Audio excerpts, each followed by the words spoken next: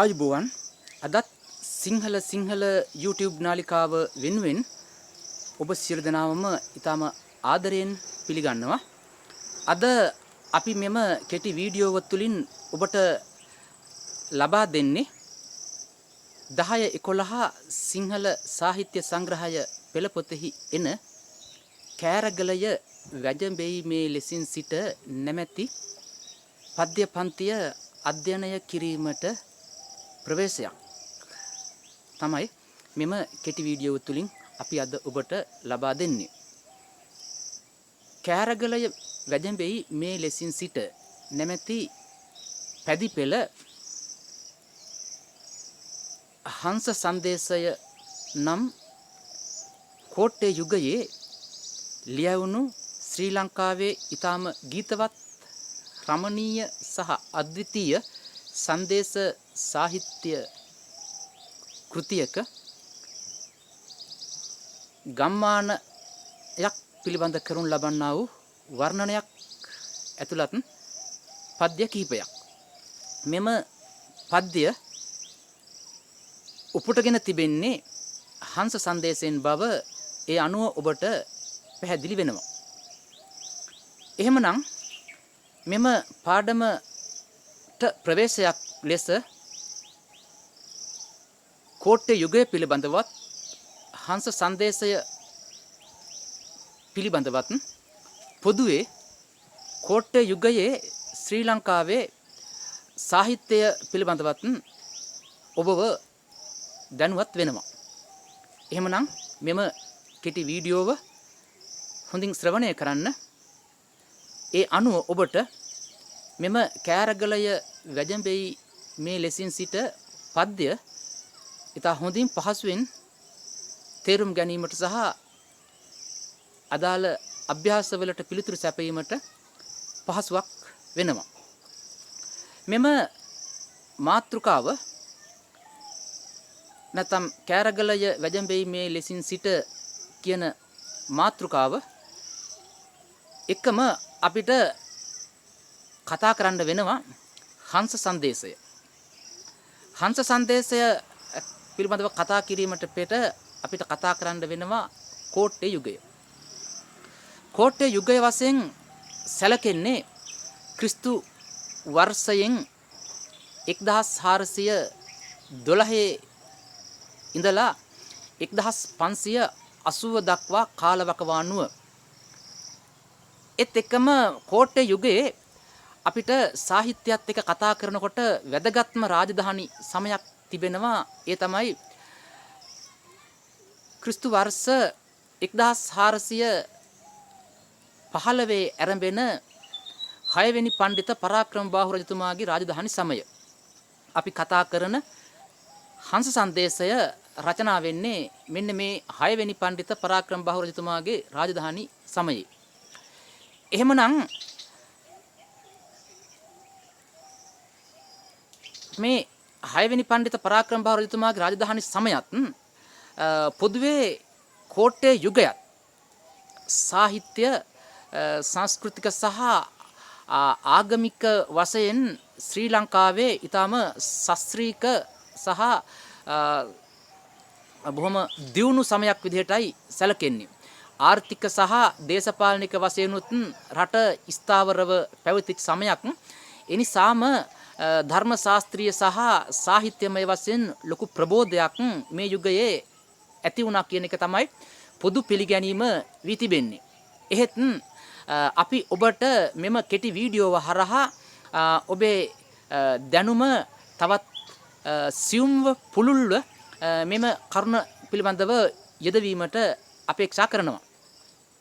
කෝට්ටේ යුගයේ මෙරට භික්ෂු පරම්පරාව පිළිබඳ කතා කරනකොට ප්‍රධාන භික්ෂු පරපුරවල් දෙකක් අපිට හඳුනා ගැනීමට පුළුවන්කම තිබෙනවා. ඒ තමයි ග්‍රාමවාසී භික්ෂු පරපුර සහ වනවාසී භික්ෂු පරපුර. ග්‍රාමවාසී භික්ෂු පරපුර එකල තොටගමුව විජයබා පිරිවෙන මූලස්ථාන කරගනිමින් විශේෂයෙන්ම එහි නායක ස්වාමීන් වහන්සේ වූ තොටගමුවේ රාහුල සංඝරාජ ස්වාමීන් වහන්සේ උන්වහන්සේ ෂඩ්භාෂා පරමේශ්වර තනතුරක් දරු විරුදාවලියක් ලැබූ ස්වාමීන් වහන්සේ නමක්. උන්වහන්සේ තමයි මෙම ග්‍රාමවාසී භික්ෂු පරපුරෙහි නායකත්වයේ හොබවා තිබෙන්නේ.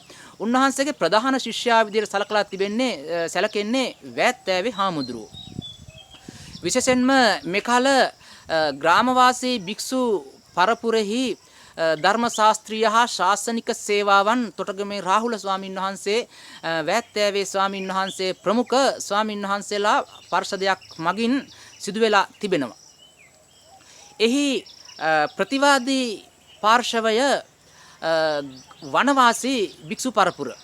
වනවාසී භික්ෂු පරපුරෙහි මූලස්ථානය වී තිබෙන්නේ කෑරගල පද්මාවතී පිරිවෙන. කෑරගල පද්මාවතී පිරිවෙනෙහි නායක ස්වාමින් වහන්සේ තොටගමුවේ නායක ස්වාමින් වහන්සේ කෑරගල වනරතන නායක ස්වාමින් වහන්සේ සංඝරාජ ස්වාමින් වහන්සේ තමයි වනවාසී භික්ෂු පරපුරෙහි එකල නායකත්වය හොබවා තිබෙන්නේ. කෑරගල වනරතන නායක සංඝරාජ ස්වාමින් වහන්සේගේ ප්‍රධාන ශිෂ්‍යාණන් වහන්සේ ලෙස සැලකෙන්නේ වීදාගම මෛත්‍රිය ස්වාමින් වහන්සේ.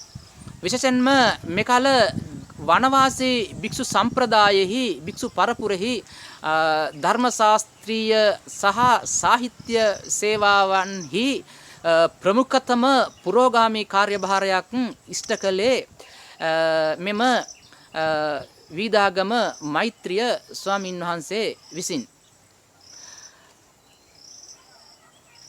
ග්‍රාමවාසී භික්ෂු පරපුරට අයත් භික්ෂුන් වහන්සේලා විසින් මෙකල ලියවුණු සංදේශ කෝට්ටේ යුගයේ ලියවුණු සංදේශ කාව්‍ය කෘති පහෙන් තුනක්ම රචනා කරනු ලබනවා. පරවි සංදේශය, ගිරා සංදේශය සහ සරලහිණ සංදේශය. මෙහි පරවි සංදේශය සහ සරලහිණ සංදේශය තොටගමුවේ රාහුල ස්වාමීන් වහන්සේ විසිනුත්, ගිරා සංදේශය වෑත්තෑවේ හාමුදුරන් වහන්සේ විසිනුත් රචනා කළ බවටයි සාධක ලැබෙන්නේ. ඒත් එක්කම කාව්‍යශේඛරය සහ පැරකුම්බා සිරිත ඒත් එක්කම ගුත්තිල කාව්‍යය මේ යුගයේ ලියවුණු ග්‍රාමවාසී භික්ෂු පරපුරට අයත් ස්වාමීන් වහන්සේලා අතින් ලියවුණු සාහිත්‍ය කෘති විදිහට සලකන්නට පුළුවන්කම තිබෙනවා. ඒත් එක්කම වනවාසී භික්ෂු පරපුරට අයත් භික්ෂුන් වහන්සේලා විදිහට විශේෂයෙන්ම වීදාගම මෛත්‍රිය ස්වාමීන් වහන්සේ අතින් මෙකල බුදුගුණ අලංකාරය, ලෝවැඩ සංගරාව, එළු අත්තනගලු වංශය, දහම් ගැටපද මාලාව ආදී ධර්ම ග්‍රන්ථත් පෙරකී කෝට්ටේ යුගයේ ලියවුණු සංදේශ සාහිත්‍ය කෘති පහෙන් එකක් ලෙස හංස සංදේශයත් රචනා වෙන්නේ වනවාසී භික්ෂු පරම්පරාවට අයත් යතිවරයන් වහන්සේලා අතින්. විශේෂයෙන්ම මෙම භික්ෂු පරම්පරා දෙකෙහි දෘෂ්ටිය එකිනෙකට වෙනස් වෙනවා. ග්‍රාමවාසී භික්ෂු පරපුරට අයත් භික්ෂුන් වහන්සේලා විශේෂයෙන්ම දෙවියන්ට රාජ්‍ය තන්ත්‍රයටත් අවනතව විශේෂයෙන්ම ලාභ සත්කාර සහ ගෞරව සම්මාන ආදිය ලැබමින් ලෞකිකත්වයට බර වූ ජීවිතයක් ගත කළා සේම උන්වහන්සේලාගේ සාහිත්‍ය තුලත් එකී ලක්ෂණ දක්නට ලැබෙනවා. ඇතැම් අවස්ථාවල භික්ෂු සාරූප්‍යයට නොගැලපෙන පරිදි පවා එකී ලෞකිකත්වයට නැඹුරු වීම ගමන් කොට ඇති ආකාරය සරලහිණ සංදේශයෙහි පණිවිඩය ලෙස නැත්නම් සංදේශය ලෙස හයවෙනි පඬිත පරාක්‍රම බහු රජතුමාණන්ගේ ප්‍රධාන දේවිය වන උළුකුඩ දේවියට පුත්‍රවණක් ප්‍රාර්ථනා කිරීමම අපිට උදාහරණයක් වශයෙන් ගන්නට පුළුවන්කම තිබෙනවා. මෙන්න මේ தත්වයට ප්‍රතිවිරුද්ධව මේ தත්වයට උපහාසාත්මකව සහ සංවර්ධනාත්මකව පන්හිඳ මෙහෙය වූ වනවාසී භික්ෂුන් වහන්සේලා එකී ලෞකිකත්වයට බරව කරුණු ඉදිරිපත් කරනවා වෙනුවට ලෝකෝත්තර ආධ්‍යාත්මික දියුණුව පදනම් කර ගනිමින් ස්වකීය ශාස්ත්‍රීය හා සාහිත්‍ය කටයුතු මේවා තිබෙනවා. මේකී භික්ෂු පරම්පරාවල් දෙකෙහි ශාසනික සහ සාහිත්‍යික සේවාවන් එකිනෙකට තරඟකාරීව එකිනෙකට නොදෙවෙනි ආකාරයට පවත්වාගෙන යෑමට මෙකල භික්ෂුන් වහන්සේලා තුල තරඟකාරීත්වයක් නැත්නම් ප්‍රවණතාවක් මතුව තිබෙනවා. මෙන්න මේ ප්‍රවණතාවය මෙන්න මේ තරඟකාරීත්වය නිසා කෝට්ටේ යුගය විශේෂයෙන්ම 6 වෙනි පඬිත පරාක්‍රමබාහු රජතුමාගේ රාජධානි සමය සිංහල සාහිත්‍යයේ ස්වර්ණමය යුගය බවට පත් වුණා. සිංහල පද්‍ය සාහිත්‍යයේලා එය ප්‍රකටව පෙන්눔 කරනවා. විශේෂයෙන්ම අපේ ප්‍රධාන මාතෘකාව හංස සංදේශය. හංස සංදේශය ලියවෙන්නේ විශේෂයෙන්ම ග්‍රාමවාසී භික්ෂු පරපුරෙහි මූලස්ථානය වන තොටගමුවේ විජයබා පිරිවෙනත් එම තොටගමුවේ විජයබා පිරිවෙනට භෞතික භූමිය වූ තොටගමුව ගම් ප්‍රදේශයත් එහි නායක ස්වාමින් වහන්සේ තොටගමුවේ රාහුල ස්වාමින් වහන්සේ පිළිබඳ ලෞකිකත්වයට නැඹුරුව අතිශෝක්තියට බරව වර්ණනා කෙරෙන ගිරා සංදේශය නිමිත්තක් වෙනවා හංස සංදේශය රචනා වීමට. විශේෂයෙන්ම අතිශෝක්තිය සහ ලෞකිකත්වයට බරවීම ගිරා සංදේශයෙහි දක්නට ලැබෙන ලක්ෂණ දෙකක්. එකී ලක්ෂණ දෙක හාස්‍යයට හා උපහාසයට ලක් කරමින් වනවාසී භික්ෂු මූලස්ථානය වන කෑරගල පද්මාවතී පිරිවෙනත් එම කෑරගල පද්මාවතී පිරිවෙනට භූමිය වූ කෑරගල ග්‍රාමයත් ඒත් එක්කම කෑරගල පද්මාවතී පිරිවෙන්හි නායක ස්වාමින් වහන්සේ කෑරගල වනරත්න නායක ස්වාමින් වහන්සේ පිළිබඳවත් ස්වභාවෝක්තියෙන් සහ ආධ්‍යාත්මයට සහ ලෝකෝත්තර තත්වයට බර වූ වර්ණනා ශෛලියක් ඉදිරිපත් කිරීම හංස සංදේශයේහි දක්නට ලැබෙනවා. මෙන්න මේ විදිහට කතා කරනකොට මේ ග්‍රාමවාසී භික්ෂු පරපුරෙහි තිබූ විශේෂයෙන්ම දේශපාලනික සහ දේවත්වයට දැක් වූ නැඹුරුතාවය කිසියම් ආකාරයකට හාස්‍යයට ලක් කරමින් භික්ෂු සාරුප්‍යයට භික්ෂු දෘෂ්ටියට එය නොගැලපෙන බව භික්ෂුගේ ආශ්‍රයට ඒවා නොවටිනා බව දක්වමින් හංස සංදේශය රචනා කර තිබීම විශේෂ ලක්ෂණයක්. හංස සංදේශයේ මුළු කවි ප්‍රමාණය 204ක් ඇතුළත් වෙනවා. සංදේශයේහි ප්‍රේෂක එහෙම නැත්නම් සංදේශකය යවන්නා වෙන්නේ එකල වනවාසී භික්ෂු පරපුරෙහි නායකත්වයේ හෙබ වූ කෑරගල වනරත්න නායක ස්වාමීන් වහන්සේගේ ප්‍රධානම ශිෂ්‍යාණන් වන වීදාගම මෛත්‍රිය ස්වාමින් වහන්සේ. ඒත් එක්කම කෝට්ටේ නගරයෙන් තම සංදේශය පිටත් කර හරින්නේ සංදේශයේහි හාරකයා වෙන්නේ හංසයෙක්. ඒත් එක්කම සංදේශය ලබන්නා කෑරගල පද්මාවතී පිරිවෙනෙහි නායක ස්වාමින් වහන්සේ වනරත්න නායක ස්වාමින් වහන්සේ.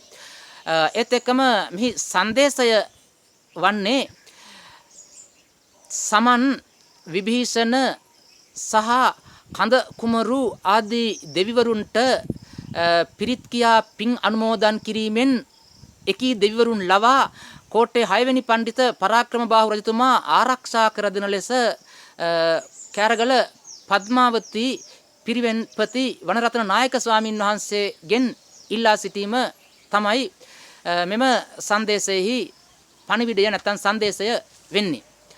එතකොට මෙන්න මේ සංදේශය සිංහල සංදේශ සාහිත්‍යයේ සුවිශේෂී නැත්නම් අභියෝගාත්මක සාහිත්‍ය කෘතියක් වෙන්නේ බොහොමයක් සංදේශ දෙවියන්ගෙන් යම් කරුණු කාරණා ඉල්ලීම් කරන ආකාරයක් දැක්වෙන මුත් මෙහි වනරත්න නායක ස්වාමීන් වහන්සේ මූලික කරගෙන දෙවියන් ලවා යම් කාර්යයන් කරවීමේ හැකියාව උන්වහන්සේ තුල තිබෙන බව පැහැදිලි කරමින් රචිත මෙම හංස සංදේශය ඇත්තටම ග්‍රාමවාසී භික්ෂු පරපුරට එල්ල කළ දැඩි වාග් ප්‍රහාරයක් ඒත් එකම ඒ තුල දක්නට ලැබෙනවා විශාල සංයමයක්. එය තවදුරටත් මෙකි වනවාසී භික්ෂු පරපුර තුල දක්නට ලැබෙන මෙකි ධර්ම ශාස්ත්‍රීය සේවාව පිළිබඳ කතා කරනකොට සැබවින්ම වීදාගම මෛත්‍රිය ස්වාමින් වහන්සේ හුදකලා සංග්‍රාමයක් ලෙස ශාස්ත්‍රීය සහ සාහිත්‍යමය වශයෙන් ග්‍රාමවාසී භික්ෂු පරපුරට ප්‍රබල අභියෝගයක් එල්ල කොට උන්වහන්සේ ඊටාම නිවැරදි යති දෘෂ්ටියක් මත පිහිටා මෙම සංදේශය සහ ලෝවැඩ සංග්‍රහව බුදුගුණ අලංකාරය වැනි නිර්මාණ රචනා කොට තිබීම අතිශයින්ම ප්‍රශංසනීය වෙනවා. අතිශයින්ම අගය කළ යුතු වෙනවා. එනිසාම අපි මෙම කෑරගලය වැජඹෙයි මේ වෙහෙර කෑරගලය වැජඹෙයි මේ ලෙසින් සිට යන පාඩම අධ්‍යයනය කිරීමේදී කෑරගල ගම්මානය සඳහා එහි ගම්වැසියන් සඳහා අනුශාසනා ලැබෙන්නේ අන්න එවැනි වනවාසී යති දෘෂ්ටියකින් එවැනි එනිසාම මෙම ගම සහ ගම් වාසීන් විශේෂයෙන්ම ආධ්‍යාත්මය දියුණු කරගත් ඒත් එක්කම ලෝකෝත්තර තත්වයට ළඟා වූ පිරිසක් වෙසෙන සුන්දර සෞභාග්‍යමත් ඒත් එක්කම අසිරිමත් ගම්මානයක් බව අපි හිතට ගත යුතු වෙනවා. අන්න ඒ ප්‍රවේශය සහිතව අපි ලබන දිනක එම පද්‍ය පන්තියෙහි එන පද්‍ය එකින් එකට සාකච්ඡා කරන වීඩියෝවකින් ඔබ අප මුණ ගැහෙන තුරු ඔබ සියලු දෙනාට ස්තුතියි.